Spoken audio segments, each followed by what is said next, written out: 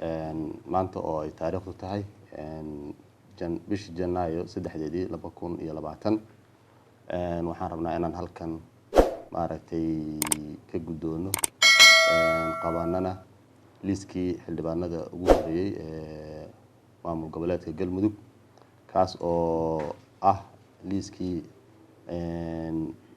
xildhibaanada hore looga soo heshiiyay dhexmaray xurmadiinka Ahlus Sunnah wal Jamaaca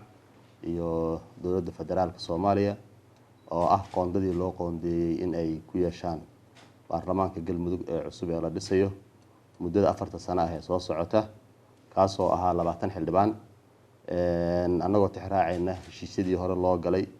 oo ku astaysan nambaradoodii iyo ay sumadahoodii waraaqdan ay ku astaysan yihiin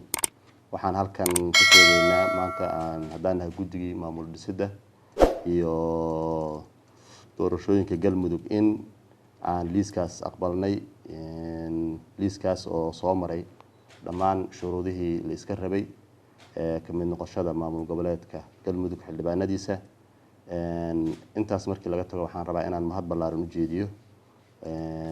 cid walba oo ka soo qayb qaadatay in aan maanta meeshaan joogno imaano in heshiis laga gaaro waxyaabihii khilaafaadkii jirjiray in muddaba soo ragaadinayay maamul goboleedka Galmudug waxaan si gaar ah ugu mahad celinaynaa qaybtii ay ka soo qaateen nabadeynta iyo maamul dhisidda iyo bulshooyinka Galmudug abaalka iyo wanaagga ay ku leeyihiin xurmadiinka Ahlus Sunnah wal Jamaaca ayaan si gooni uga mahad celinaynaa waxaan kaloo mahad celinaynaa dhammaan bulshada reer Galmudug qaybaheeda kala gedisan oo ugu horeeyaan odayaasha dhaqanku oo ayaguna qayb weyn ka soo qaatay aqbalayna in maaragtay arintan ay ku dhamaato xal nabadgeliyo oo ay ayagoo fiirinaya danta iyo maslaxadda ummadda reer Galmudug waxaan mahad kale u jeedinaynaa dowladda federaalka Soomaaliya oo ayaduna qayb muhiim ah oo libax ka soo qaadatay in ay maanta meesha aan marayna aan soo gaarno iyo dhammaan cid walba oo lug ku lahayd maaragtay insaan ay wuxuu dhacaan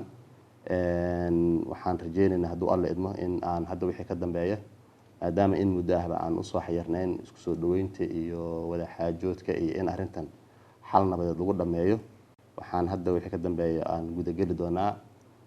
dhamaystirka inta noo dhiman iyo xulista xildhibaanada noo haray ee 69 xildhibaan ah oo aan rajeynaynaa haddii alla idmo inaan sida ugu dhaqsiyeeda badan aan ku soo dhamaystirno waxaan ugu cudar daaranaynaa bulshooyinka reer Galmudug maaragtay daahidda iyo dib u dhacyadii tirada badnaa ee nagu yimid anagoo aan u arkaynin in dabcan markasta inay tahay in maaragtay la soo gaaro meesha aan maanta marayno ayaan uga cudur daaranaynaa waxaan rajeynaynaa haddii alla idmo in inta dhimanna aan sida ugu dhaqsiyeeda badan aan u soo dhamaystirno